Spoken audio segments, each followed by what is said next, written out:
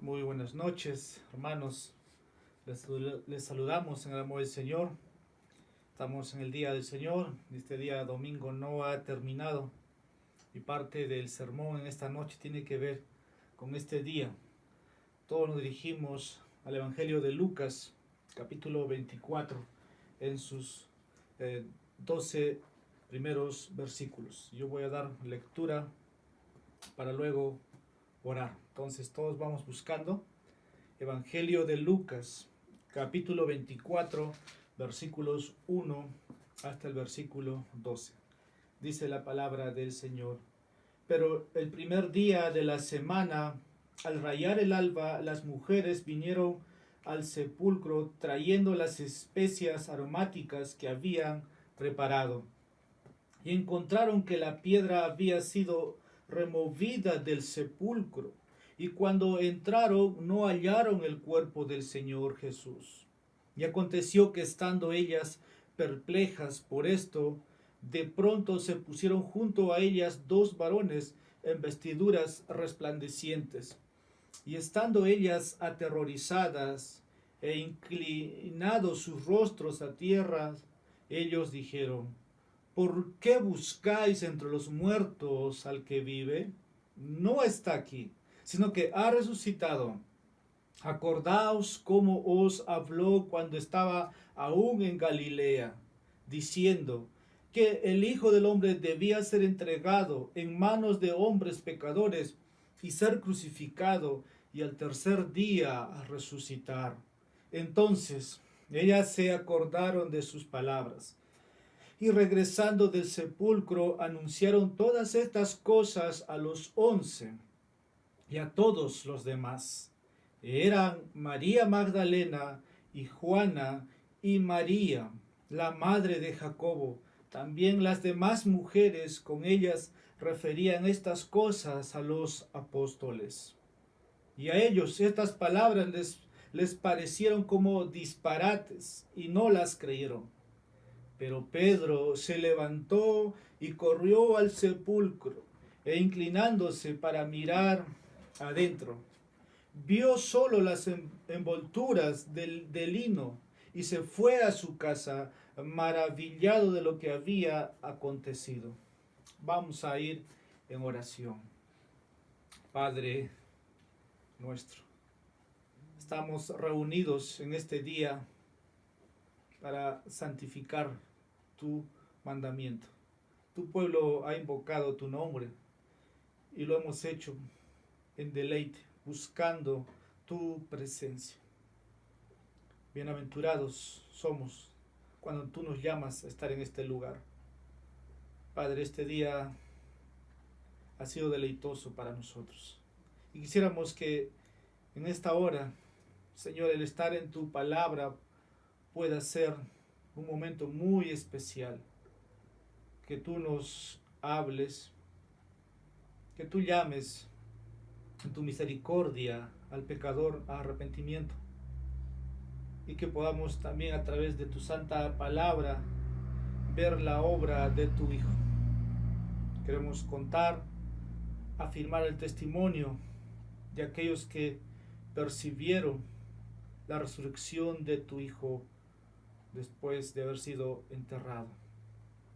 Ayuda al expositor, dale gracia, Padre, a los oyentes, y que una vez enseñado todo esto, Señor, sea para que tú te glorifiques en nuestras vidas y tu pueblo te bendiga con sus vidas.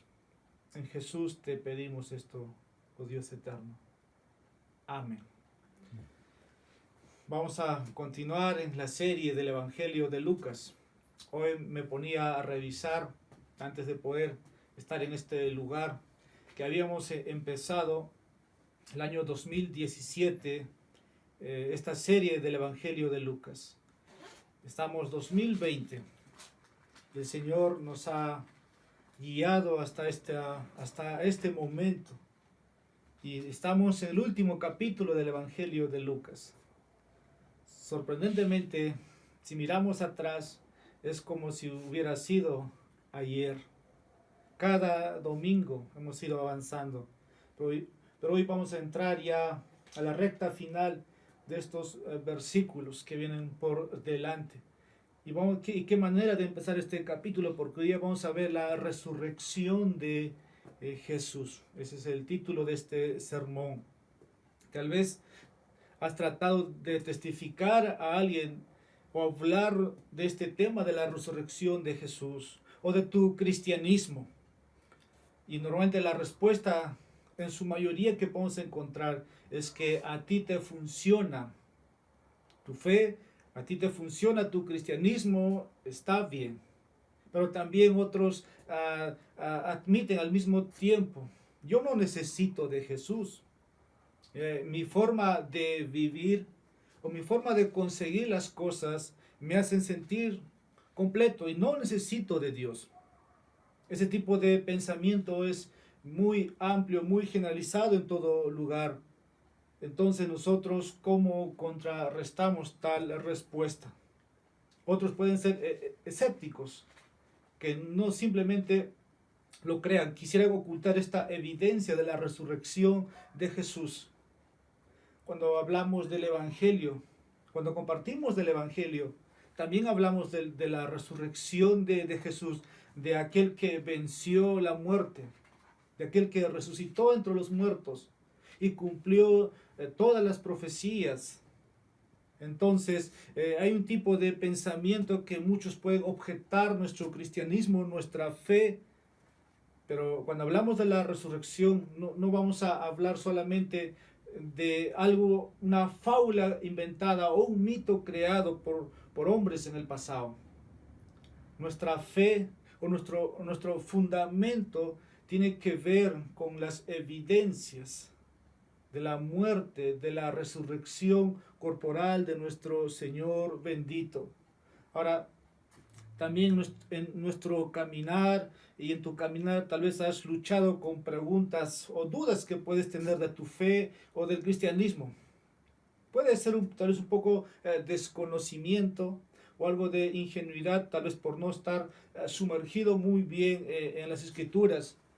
Pero siempre va a haber interrogantes, siempre va a haber retractores, va a haber opositores, tal vez otros más leídos según la ciencia y sin el conocimiento de las escrituras.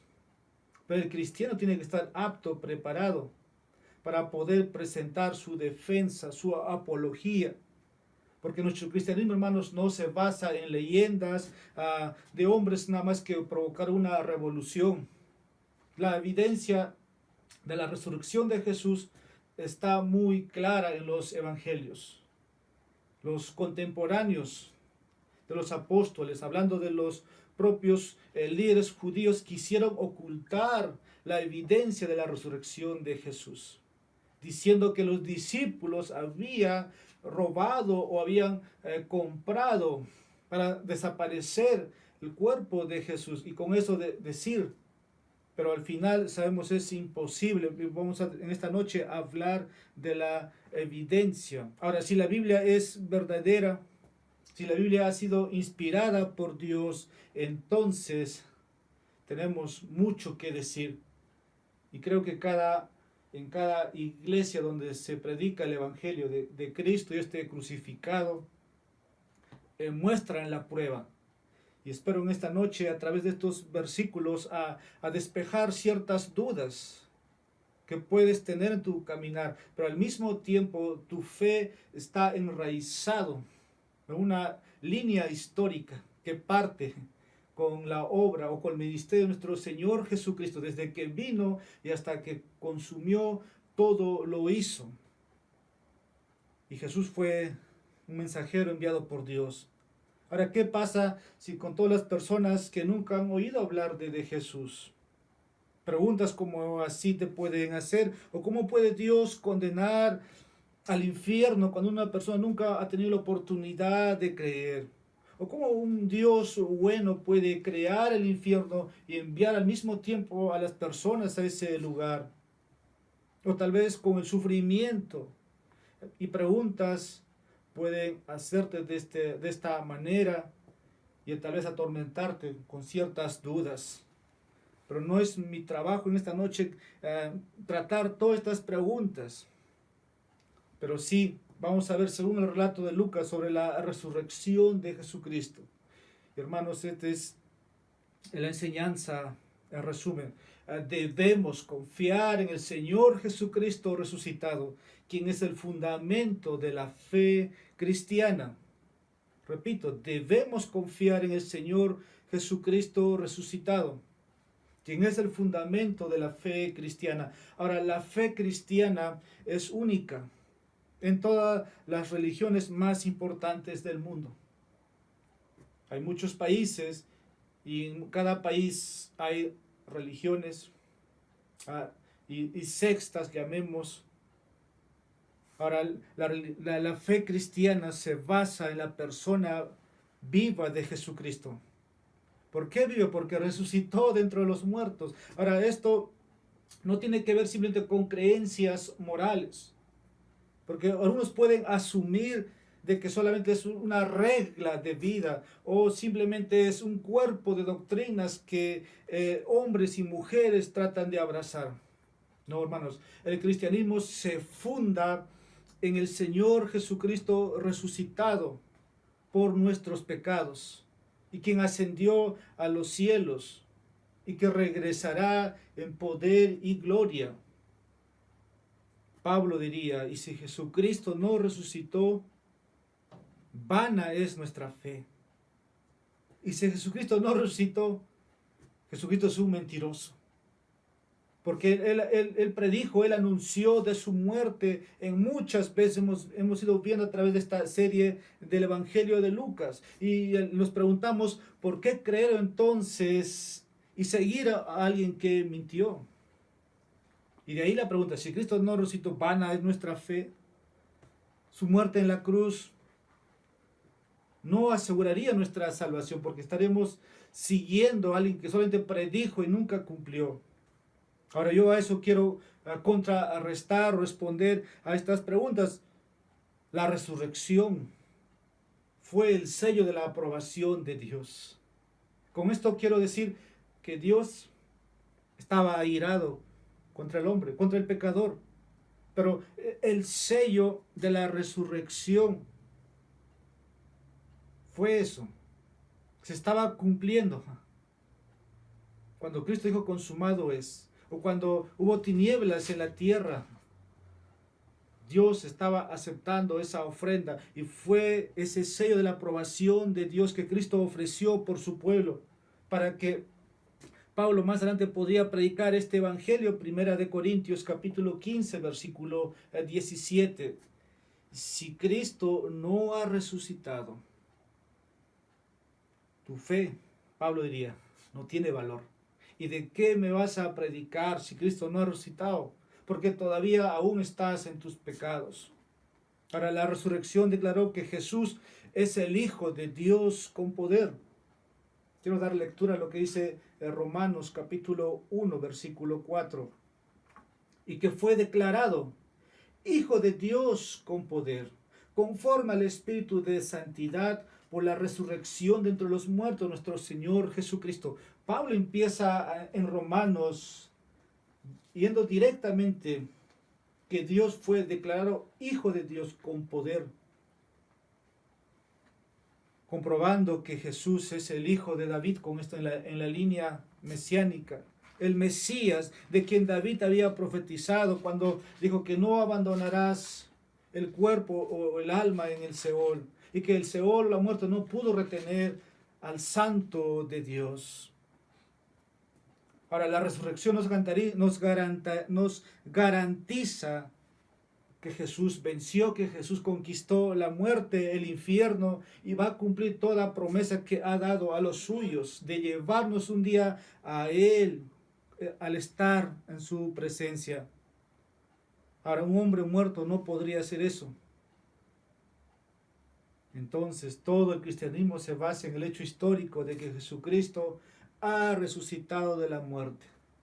No así cuando se habla de David. Cuando David cumplió el propósito de Dios, su cuerpo fue dejado, pero no el cuerpo de Jesús. Dice un autor, sin la resurrección, El cristianismo es solo otro enfoque humano para alcanzar a Dios. Se vacía de poder transformador y esperanza. Es un simple caparazón, no vale la energía que uno lo dedica. Creer en Cristo es creer no solo en su ejemplo, sino en el poder de su resurrección para otorgarle una nueva vida. El que cree en el Hijo tiene vida. Pero si Cristo no ha resucitado, ¿de qué cristianismo podemos hablar? Estaremos como las demás religiones buscando un camino para llegar a Dios. Pero cuando Cristo dijo, eso fue su mensaje, que Él era el camino a Dios. Pero para llegar a Dios, Él tenía que cumplir lo que había dicho de Él también. Entonces vamos a desarrollar, este es mi primer encabezado. Nuestra fe descansa en el evento histórico de la resurrección corporal de Jesús, no en experiencias o sentimientos subjetivos. Y aquí hay que ser muy objetivo en definir lo que estoy diciendo. Nuestra fe descansa en el evento histórico de la resurrección corporal de Jesús, no en experiencias o sentimientos subjetivos. Ahora, ¿qué evidencia hay de la resurrección de Jesús? De eso va a tratar más de la mitad de mi mensaje, porque tengo dos encabezados y voy a citar a través de las escrituras aquí qué evidencias tenemos de la resurrección de Jesús. En los evangelios hay muchos, pero a través de este capítulo, de estos 12 versículos, vamos a encontrar muchos de ellos. Así que quiero empezar con esto, con evidencias de la resurrección de Jesús. Y Lucas, el evangelista, empieza diciendo el versículo 1, pero el primer día de la semana, al rayar el alba, las mujeres vinieron al sepulcro trayendo las especias aromáticas que habían preparado. Primera evidencia, el día de la resurrección. Los evangelios enfatizan que la resurrección ocurrió el primer día de la semana. Dice el texto, pero el primer día de la semana. Es decir, hoy día, es decir, el domingo. Un día como hoy, Jesús se levantó de entre los muertos y fue resucitado. Ahora, el hecho de que la iglesia primitiva cambió el día de adoración del sábado judío, hablando de su sabbat, al domingo, solo puede explicarse por el hecho de que Jesús resucitó entre los muertos el domingo por la mañana. El judío estaba inmerso con todo lo que la ley decía, y el mandamiento decía, o el cuarto mandamiento dice que debes honrar o debes guardar el día de reposo. Incluso nuestro Señor Jesús vino a cumplir, estaba cumpliendo. Y cuando el Señor Jesús estaba haciendo señales o estaba haciendo milagros o estaba trabajando, muchos objetaron por qué hacía Él ese día. Y Jesús simplemente dijo, uno mayor que el día de reposo está aquí. Así que vamos a desarrollar una de las evidencias. El día de la resurrección, hemos dicho, es domingo. Los judíos estaban estrictamente sumergidos en observar el día tal como se le había hecho. Ese día descansaban en su trabajo, era un día de adoración. Ahora, ¿por qué cambiarían? Nos hacemos la pregunta, ¿por qué cambiarían el día sagrado de sábado a domingo? Hay muchas preguntas en todo lugar que te pueden hacer. No es que somos adventistas, no es que somos judíos, no somos un grupo o una élite buscando cambiar el día. Estoy preguntando por qué cambiarían el día sagrado del sábado a domingo. O tal vez fue algo muy estratégico de los apóstoles o desde la iglesia primitiva para distinguirlos del clásico judaísmo al nuevo cristianismo aparecido. La respuesta es que lo hicieron para celebrar la resurrección de Jesús. Y el domingo se convirtió así en el día del Señor. Vamos a dar lectura a lo que dice Apocalipsis, capítulo 1, versículo 10. Estaba yo, dice Juan, en el Espíritu, en el día del Señor, y oí detrás de mí una gran voz como sonido de trompeta. Ahora esta frase del día del Señor aparece en muchos escritos antiguos y se refiere al domingo, el día de la resurrección del Señor. Ahora algunos proponen que esta frase se refiere al otro día del Señor, que traerá el juicio divino. Pero el contexto, hermanos, no respalda esa interpretación y la forma gramatical de la palabra del Señor es adjetivo y no sustantivo. Ahora, lo que dice Juan para todos es un maravilloso recordatorio de por qué el primer día de la semana debe separarse del resto como el día de la adoración cristiana. En los años que estoy en el cristianismo, he escuchado mucho decir que todos los días son el día del Señor. Y siempre mi respuesta ha sido, no ha sido así, porque todos los días no estamos dando un culto en vivo, reunidos juntos al Señor. Tenemos 6 días para trabajar. El principio de la creación, el orden de Dios fue eso. En Génesis 2, versículos 1 al 3, habla de que Dios hizo su creación en 6 días y el 7º día reposó Dios de la creación. Y bendijo, dice, el 7º día. Ahora, no es que Dios estaba cansado, no es que Dios estaba exhausto, sino por causa del hombre, para que el hombre pueda guardar reposo. Estaba el principio de un día a guardar.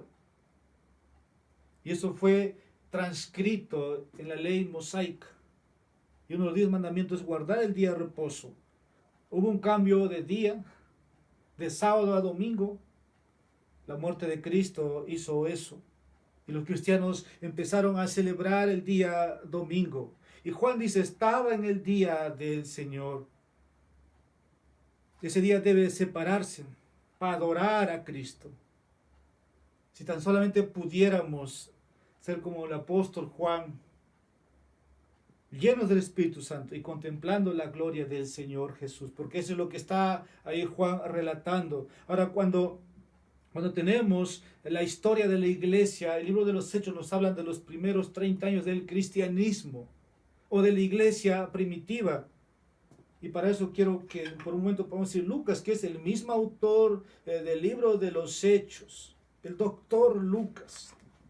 Dice en el capítulo 20, versículo 7, y vamos un momento a detenernos ahí, como de que esta evidencia está en la fe cristiana. Hechos capítulo 20, versículo 7.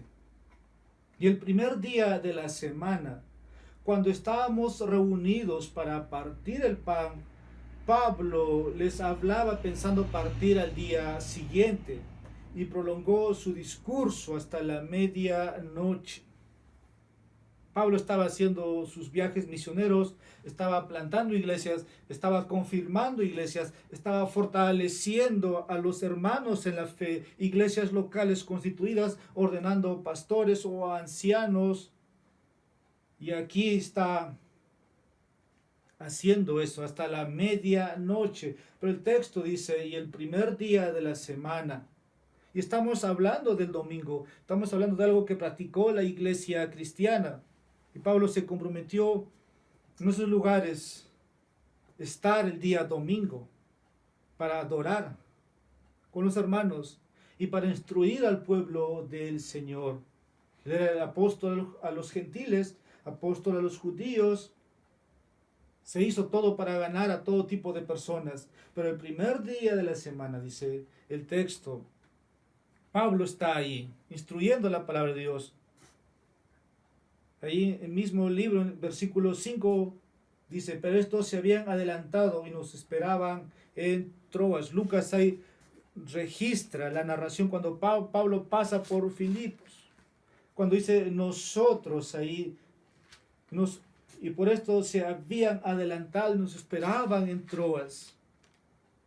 Pablo estuvo en muchos lugares, estuvo por tiempos determinados, pero él nos da testimonio aquí. Y voy a mencionar aquí 3 cosas o 3 características de la reunión de esta iglesia. Primero, la iglesia se reunió el domingo. Y esta es la primera referencia clara a la costumbre de la iglesia de reunirse el primer día de la semana, en lugar del sábado judío. Muchos judíos estaban convirtiéndose al cristianismo. El interrogante en ese momento, o la discusión que hubo con los de Gálatas, que si tú te convertías tenías que guardar el sábado. Pablo hablando ahí de que el judaísmo no tiene nada que ver con el cristianismo. Y Pablo va a decir, si alguno anuncia otro evangelio, el tal sea maldito. Entonces, esta es la primera referencia a la costumbre, o digamos, inicial de reunirse el primer día de la semana. Algunos estudiosos dicen que la reunión tuvo lugar en lo que llamaríamos el sábado por la noche. El horario judío es diferente al horario romano. Pero otros argumentan que Lucas está usando un método romano que comenzó el día a la medianoche como nosotros, o como nuestro horario, en cuyo caso esta reunión de la iglesia tuvo lugar el domingo por la noche. Ahora esto se ve respaldando por el hecho de que Pablo dice la intención de él era irse al día siguiente para partir. Pablo tenía pensado partir al día siguiente. El versículo 12 nos dice, y se llevaron vivo al muchacho, quedaron grandemente consolados. Ahora vamos a ver qué es lo que ocurre en ese día, o es en esas horas que Pablo está predicando. Había muchos hombres esclavos que también estaban creyendo, ahora poniendo su fe en Jesucristo. Hablando de este joven, vamos a ver dentro de un momento. Ahora Pablo está aquí, pero tiene que partir al día siguiente, y no un domingo. Así que esta reunión de la iglesia fue como estas horas. Empezó a las 8 de la noche y terminó a las 12. Ahora aquí hay una pregunta.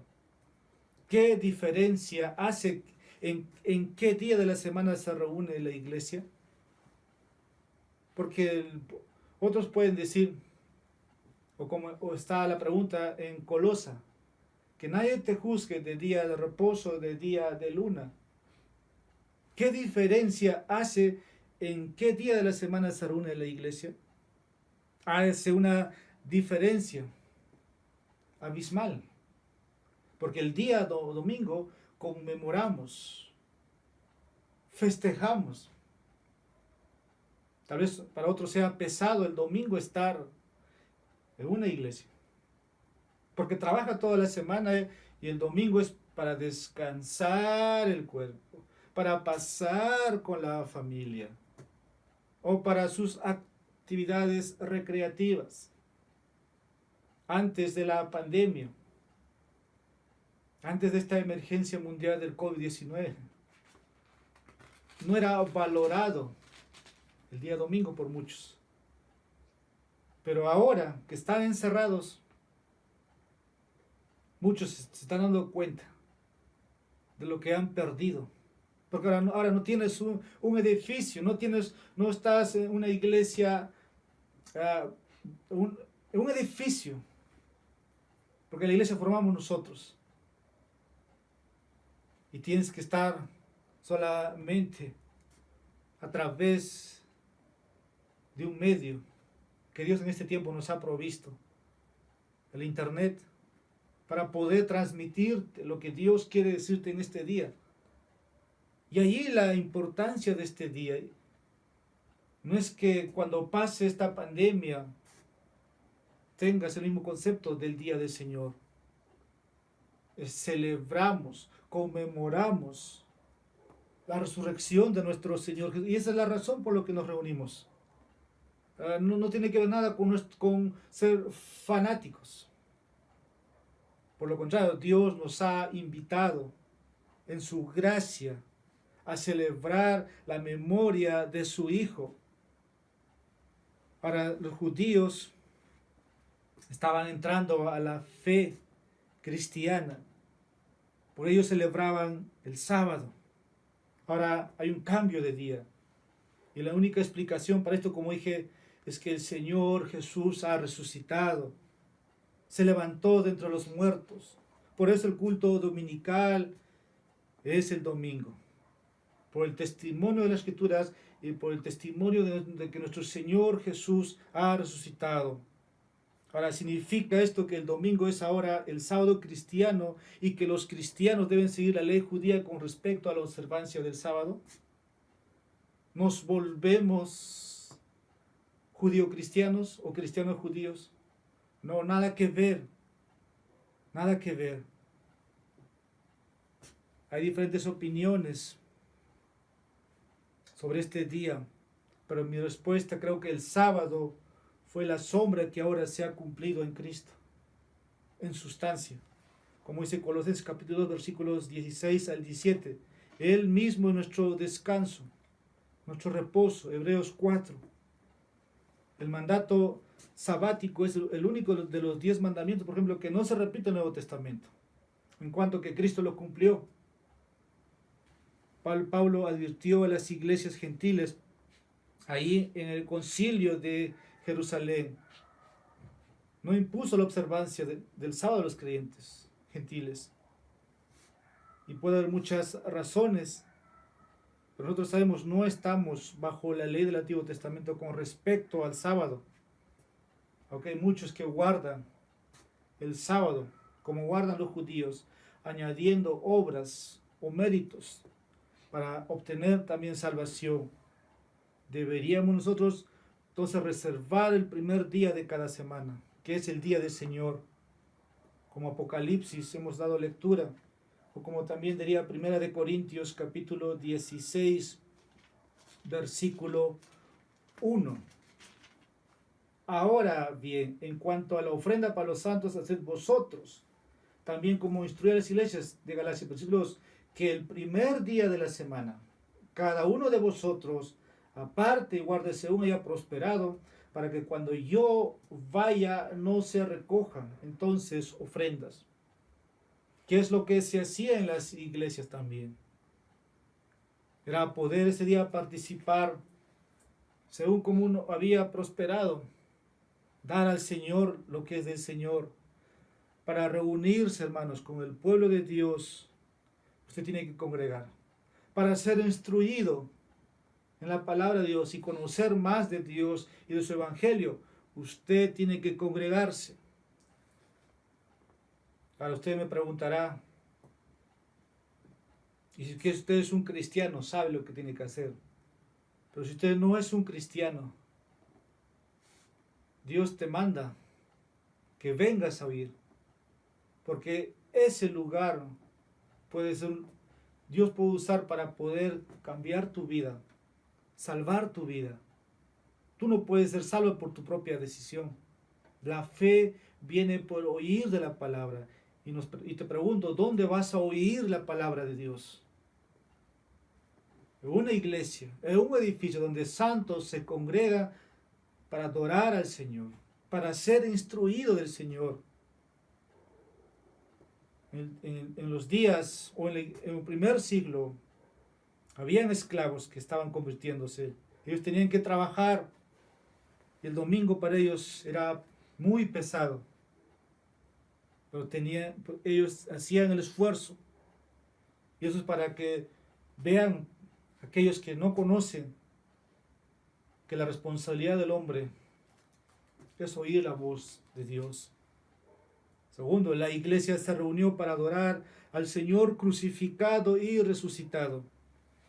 Lucas resume ahí en sus escritos que los cristianos se reunían para partir el pan. Esta es una referencia a la cena del Señor. Se entiende que la iglesia primitiva partía el pan cada semana. Y es algo que lo hacían de esa manera. Tal vez hoy día la observancia de la cena del Señor en las iglesias, algunos es semanal, en su minoría, algunos en 15 días, y algunos de manera mensual, y algunos de manera semestral y otros anual. Ahora, si pudiéramos también analizar que este día ha sido hecho para nosotros. Pero ¿qué pasa en la experiencia diaria de los cristianos? Que quieren que este día se acabe rápido. Están mirando el reloj o mucho habla el pastor.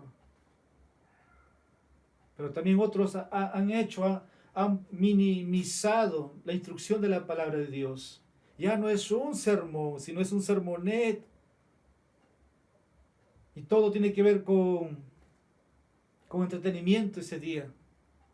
Te puedo dar los mejores lugares para que puedas estar con tu familia, pero ese día la predicación no puede ser lo esencial de la adoración. Pero la iglesia, hermanos, primitiva, observaba lo que Dios había establecido.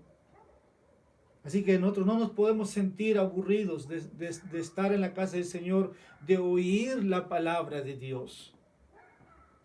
No puede el cristiano decir que es pesado. La palabra nunca en sí es pesado. El predicador podría ser pesado o aburrido, pero la palabra de Dios no lo es viva, es eficaz. Así que no te preocupes por el tiempo, porque aquí la experiencia que muestra en los libros de Hechos es que Pablo se quedó hasta medianoche predicando. Pero ese día Pablo resucitó a un joven llamado Eutico, un muchacho en promedio de 7, 14 años. Pero Pablo sigue predicando y nunca estuvo el culto, por cierto, enfatizado en la sanación o en la resurrección de ese joven. Pablo siguió predicando, que hoy día muchas iglesias han hecho poner énfasis. No solamente viernes de sanación, sino un domingo de milagros, de señales, y todo va alrededor de hombres y mujeres cayéndose. Y la predicación está a un lado. No, lo central, ahí en el libro de los Hechos, Pablo siguió predicando. No fue algo también que estuvo normativo puesto, que sea así cada domingo. Sabían que Pablo se iba a ir y querían escuchar al apóstol Pablo, qué es lo que quería comunicarles. Así que si pudiéramos meditar en lo que estamos diciendo y haciendo cada domingo, uno puede examinarse. Ahora, el hecho de estar reunidos y participar de la cena del Señor, sabemos, es un memorial de la muerte y resurrección de Jesús, donde una vez más nos renovamos, donde una vez más depositamos nuestra confianza en el Señor Jesús. Y es así, de esa manera que rebosamos de amor y adoramos a Dios. Tercero, la iglesia se reunió para recibir instrucciones de la palabra de Dios. Como un momento dije, Pablo ese día se quedó predicando hasta tarde. Mucho tiempo, 4 horas. No es mi tarea hoy día hacer eso. Alguien ha dicho que si tú predicas 4 horas, entonces tienes que tener el poder para resucitar un muerto, como Pablo ese día lo hizo con joven Eutico. Pablo lo dice más bien a Timoteo, predica la palabra. Pablo fue interrumpido con este joven que se durmió, dice la historia en versículo 12, se cayó por la ventana desde el 3er piso. Pablo tuvo que bajar, así como Eliseo o Elías, resucitar a este joven. Así que la tarea principal, más bien, no está en ese día enfatizar señales, milagros, como se vio en esa ocasión, sino la palabra de Dios. Porque este día debe ser predicado. Y es lo que la palabra de Dios ordena a los pastores. Ezequiel 34, versículo 2, habla la tarea de alimentar al rebaño. Pero hoy día, hermanos, la tendencia en nuestras iglesias es distinta. Se busca acortar. La iglesia primitiva celebraba 2 cultos. Culto de la mañana, culto de la tarde. Y la observancia de la cena del Señor era en las tardes. Pero hoy día, hermanos, todo se resume, como dije, a un sermón a bytes o un sermonet pequeñito. La iglesia, hermano, necesita la palabra de Dios, alimento sólido. Voy a hacer una comparación. La cultura judía o los musulmanes o tanto el hindú, el domingo para ellos es un día normal de trabajo. ¿Usted lo sabía? Ellos tienen otra observancia. Ahora, si un cristiano, perdón, si alguien viene al cristianismo y está en esos países, les es más costoso, porque el día domingo tienen que trabajar. Pero el musulmán, el hindú, el judío, para ellos es un día de trabajo. Y creo que todos nosotros conocemos en este continente, no es así. El domingo es un día para adorar al Señor. Para no por eso se va a justificar lo que hoy día muchos hacen. Porque hay hermanos, les voy a comunicar, hay muchas iglesias progresistas que están celebrando culto el viernes, el sábado, para que su gente el día domingo tenga un día libre para sus quehaceres. Cuando los cristianos en el primer siglo se reunieron el día domingo, pero que lo que estas iglesias progresistas están haciendo es dar una alternativa. Incluso hay leyes que se quieren promover en otros países como Alemania de trabajar 4 días y que se tenga 3 días para el hombre. Cuando la Biblia dice 6 días trabajarás, el 7º descansarás. Es terrible o lamentable, perdón. Pero ¿qué dice la Biblia sobre esto? De eso estamos hablando, una evidencia. Nosotros nos congregamos, nos reunimos el día del domingo para celebrar una vez más el día del Señor, el día de la resurrección. Dios ese día nos ha llamado a adorarle. Ya no estamos en la fase de creación, estamos en el tiempo de la redención. Los redimidos adoran a Dios, adoran a su Cristo. Adoramos el domingo entonces para celebrar y proclamar que nuestro Señor Salvador ha resucitado entre los muertos y Él vive, como el himno que cantamos dice, Él vive, y porque Él vive, yo viviré mañana. Segunda evidencia, la piedra movida. Me detuve ahí porque lo vi necesario hablar para muchos. Marcos capítulo 16, versículo 3 nos dice, voy a dar lectura. Y se decían unas a otras, ¿quién nos removerá la piedra de la entrada del sepulcro? Otra evidencia de la resurrección es que la piedra fue movida. Estas mujeres están camino a la tumba, entre ellos están conversando, están discutiendo y dicen, ¿quién rodará la piedra? Lucas simplemente registra el hecho de que cuando llegaron, vieron que la piedra ya estaba rodada. Yo creo que ninguna de estas mujeres pudo haber hecho. O entre ellas, ellos mismos se estaban preguntando, ¿quién lo podrá hacer por nosotros? Se necesitarían muchos hombres fuertes para hacer eso. Ahora los soldados romanos, acuérdense, estaban custodiando la tumba. Ni ellos tampoco podrían haberlo hecho esto. Pero Mateo capítulo 28, versículo 2 nos dice que un ángel del Señor movió la piedra. No hizo esto para que Jesús pudiera salir. Que podríamos pensar, sino para que los testigos de la resurrección, estas mujeres que están viniendo, pudieran entrar y comprobar por ellas mismas que la tumba está vacía. Porque cuando entraron dice, no hallaron el cuerpo del Señor, el versículo 3. La tercera evidencia de nuestro fundamento, de nuestro cristianismo, es que la tumba está vacía. Muchos han tenido problemas para poder, ¿cómo ocurrió? No fueron los soldados quienes removieron la piedra. Ya nos ha dicho por medio del evangelista Marcos, un ángel del Señor removió. Tampoco fueron los apóstoles, solo eran 11. Su fe estaba en un momento débil, no estaban juntos. Pero ¿qué hace que los apóstoles, los primeros convertidos, empezaran a predicar con denuedo, con audaz, de la muerte, de la resurrección de Jesús? Tampoco fueron los líderes judíos quienes hicieron esto.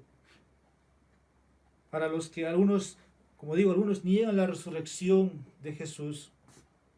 Y yo quisiera ahí un poco nada más explicar. Por ejemplo, los enemigos de Jesús podrían haber robado el cuerpo, nos preguntamos. Pero ¿cuál sería el motivo para hacer esto? Jesús tuvo muchos enemigos, porque no estaban de acuerdo a la predicación que Jesús les decía. La tumba estaba protegida. Nos preguntamos, los guardias romanos robaron el cuerpo, pero ¿qué les motivaría a hacer eso? No les importaba el juicio judío.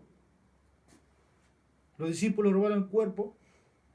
Bueno, los judíos trataron de promover esa idea, pero no lo hicieron. Los discípulos no podían haber movido esa piedra pesada. Muy aparte estaba protegido. Así que todo esto es como evidencia. Cuarta evidencia, el testigo angelical.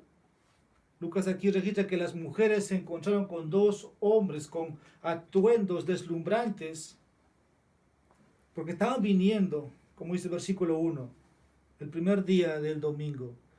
Pero lo que hace estos hombres o estos seres angelicales es recordar lo que Jesús había dicho, de que le iban a crucificar, pero que iba a resucitar al tercer día, versículos 5 al 7. Y ellas, aterrorizadas e inclinándose sus rostros a tierra, ellos dijeron: ¿por qué buscáis entre los muertos al que vive? No está aquí, sino que ha resucitado. Y el mensaje este es del ángel: acordaos cómo os habló cuando estaba aún en Galilea. Si hay alguna duda sobre la identidad de estos hombres, solamente eran ángeles. Mateo y Marcos solo lo mencionan. Simplemente se refieren a ángeles que hablaron a las mujeres. Ahora, los críticos, aquellos que dudan, tienen sus formas de poder anular esto. Pero hay testigos angelicales, así como hubo en el nacimiento de Jesús.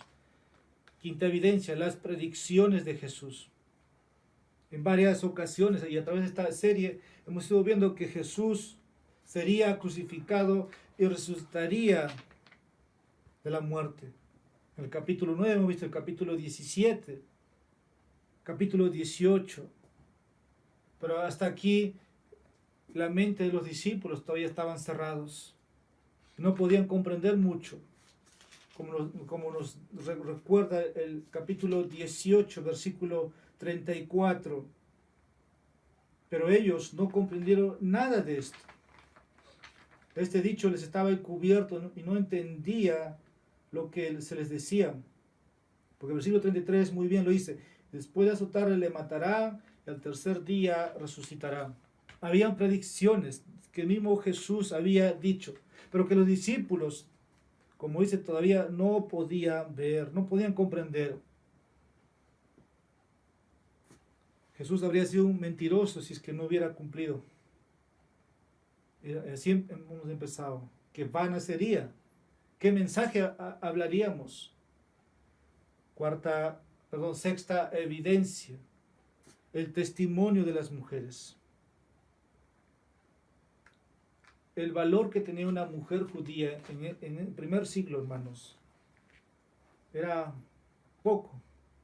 Y aquí las primeras testigas o la evidencia son las mujeres, porque llegan ahí a la tumba. Versículo 7 dice, diciendo, hablando de un momento atrás, versículo 8, entonces ellas se acordaron de sus palabras. Están recibiendo el mensaje del ángel. Versículo 9, y regresando del sepulcro, anunciaron todas estas cosas a los 11 y a todos los demás. Según la ley judía, las mujeres no se consideran como testigos oculares. Pero aquí es significativo. Pero ¿quién podía creer? Porque los discípulos empezaron a oír, como dice el versículo 11, les parecía como disparate lo que estaban diciendo. Como hoy día puede ser para muchos, el mensaje del Evangelio puede sonar disparate. Por eso al comienzo dije, a ti te puede funcionar tu cristianismo y no es necesario para conmigo. Pero la evidencia que estas mujeres entonces tendrían poco valor, pero encontraron ellos una tumba vacía. Recibieron el mensaje, se recordaron que el Señor había resucitado.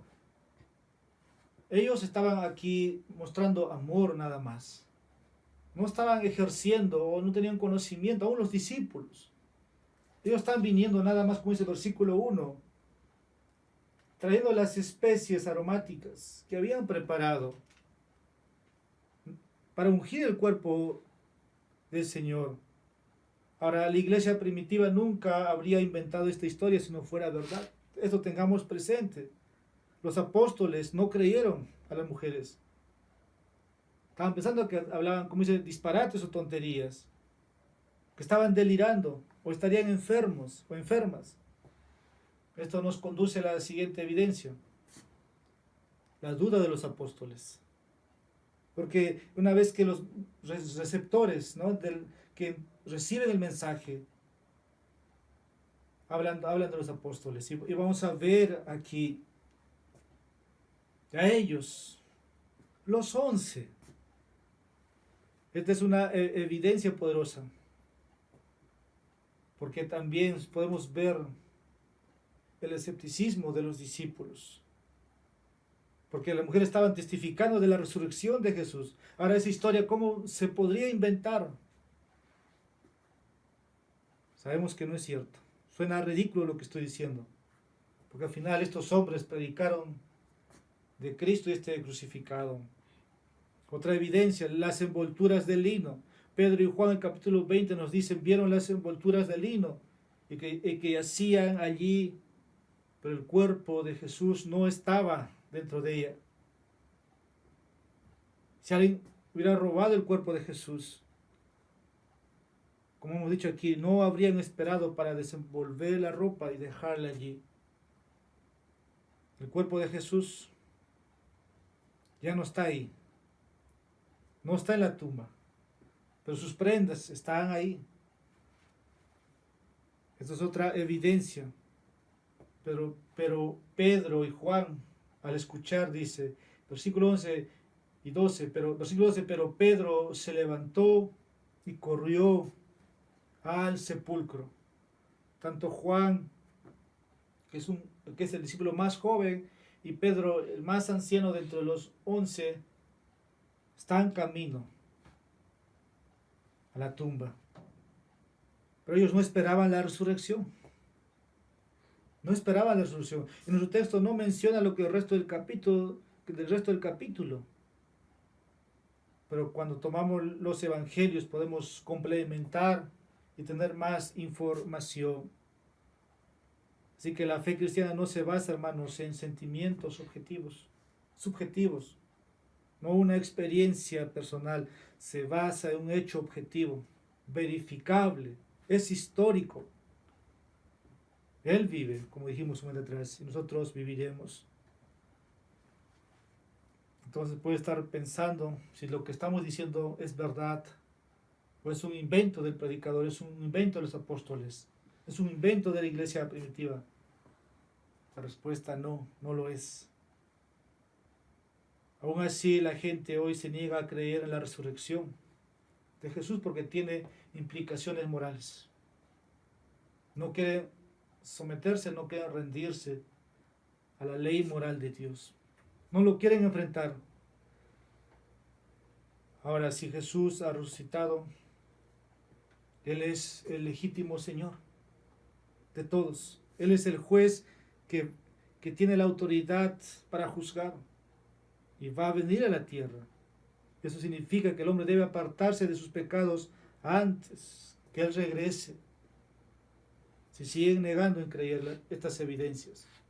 Y por último, hermanos, mi segundo punto, debemos confiar en el Señor Jesucristo resucitado. Después de escribir sobre los milagros que Jesús hizo, son evidencias. Pero Juan nos da otra evidencia en su carta en el capítulo 20, que Jesús hizo muchas otras señales que no están escritos en este libro, pero los que están escritos están para que nosotros podamos creer que Él es el Hijo de Dios y que creyendo podamos tener vida en su nombre. Es a través de la fe que los pecados son perdonados y así el hombre entra en una relación personal con Dios, porque Jesús está vivo. Y aquí hay varias cosas a tener en cuenta acerca de la fe salvadora. Si bien la fe se basa en el hecho histórico de la resurrección, no es estrictamente intelectual. Todos podemos tener un percibimiento. Cuando alguien te explica, cuando tú lees, te informas. Y uno puede de manera intelectual conocer y quedarse con el conocimiento. Como dijimos detrás, es moral. Todos hemos pecado contra Dios, pero también sabemos que nuestros pecados pusieron a Cristo en la cruz. Así que una afirmación intelectual no retira tus pecados, sino tu arrepentimiento y tu fe. Debes ejercer esto, fe y arrepentimiento, no una fe intelectual. Y tu fe descansa en la obra de Cristo. Para como nunca puedes resolver completamente todas sus preguntas, debes dar un paso de fe. El hombre se puede hacer muchas preguntas y no tener las respuestas en este mundo. Pero hay preguntas que serán resueltas aquel día. No es intelectualidad. Debes ejercer fe. Debes confiar en las evidencias que conocemos y que se te dice. 1 Juan capítulo 5, versículo 9 nos dice: si recibimos el testimonio de los hombres, el testimonio de Dios es mayor, y el testimonio de Dios se centra en su Hijo. Y el que cree en el Hijo, como dice Juan, tiene la vida eterna. Mas el que no cree ya ha sido condenado. Por último, nuestra fe crece a través de varias etapas. Aquí la fe de los discípulos es diferente a la fe de estas mujeres que han creído. Eso se ve en su obrar. Las mujeres están viniendo trayendo ofrendas aromáticas. Los discípulos han recibido, pero están dudando. Incluso tienes un Tomás al final, que todo lo dudaba, pero están amando a Jesús. Por eso digo, nuestra fe crece a través de varias etapas. Ellos están diciendo: estás hablando disparates, no las creyeron. Puede estar dentro de los cristianos ciertas dudas, sí, y te lo he mostrado a través en esta hora. Por eso es que la iglesia se reúne el día domingo para ser instruido en la palabra de Dios. Así que la historia de la resurrección de nuestro Señor nos muestra que Él es Salvador, que Él es misericordioso y que Él está dispuesto a recibir a todo al que viene en Él, creyendo que le puede perdonar sus pecados. Conclusión: nuestra fe debe estar en el Señor Jesucristo, que resucitó entre los muertos. No solamente en doctrinas como normas morales, pero un cristianismo, hermanos, ejerce un cuerpo de doctrinas y vive una relación personal con su Salvador. como Pablo diría en Filipenses capítulo 3, versículo 10, de conocerle en el poder de su resurrección. Y quisiera aquí tal vez decirte que si tu fe es inestable, primero examínate, pruébate si estás en la fe, porque puede ser que tus pecados te digan, no eres un cristiano, o tu debilidad. Evalúate, debes arrepentirte, poner tu fe en Jesús. Luego, estudie la evidencia de la resurrección de Jesús. Tiene que haber evidencias, y eso está en las Escrituras. Si que tienes dudas. Por último, cultiva una comunión personal cercana con este Señor resucitado, el Señor de la gloria.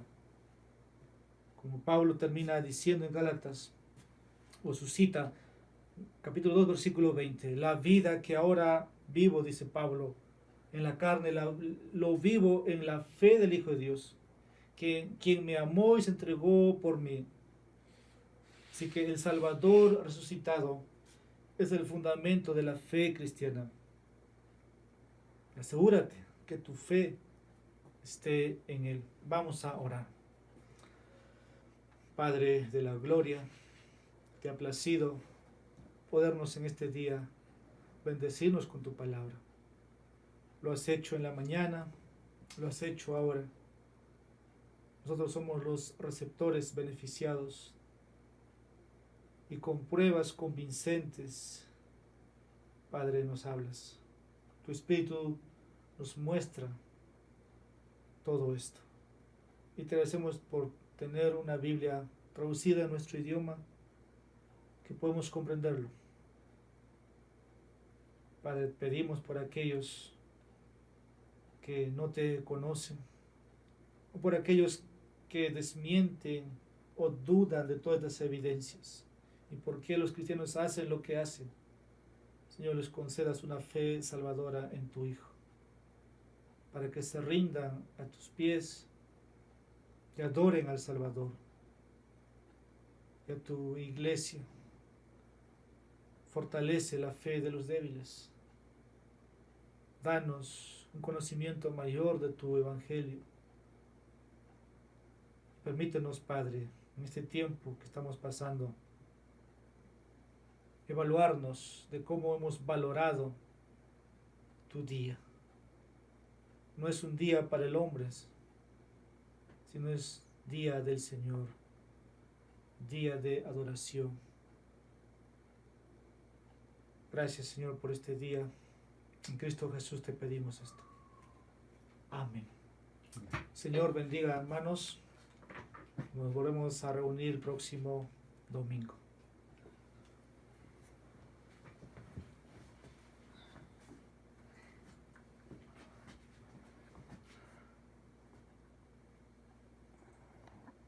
Sí, Nanito.